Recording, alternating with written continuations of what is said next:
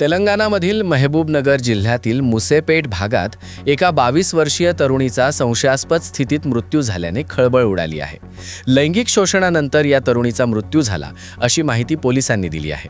तसेच या प्रकरणी पोलिसांनी एका 20 वर्षीय तरुणाला अटक केली असून हा तरुण या तरुणीचा प्रियकर असल्याचे सांगण्यात येत आहे. याबाबत मिळालेल्या अधिक माहितीनुसार 17 डिसेंबर रोजी रात्री आरोपी तरुणाने मृत तरुणीला भेटण्यासाठी बोलावले होते. दोघांमध्ये आधीपासून ओळख होती. दरम्यान भेटायला आल्यावर दोघांनीही वॉशरूममध्ये शरीर संबंध प्रस्थापित केले. याच दरम्यान ही तरुणी अचानक बेशुद्ध पडली. तिच्या शरीरातून अतिरक्तस्राव होऊ लागला.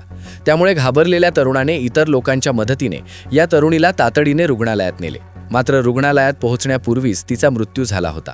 डॉक्टरांनी तपासून तिला मृत घोषित केले.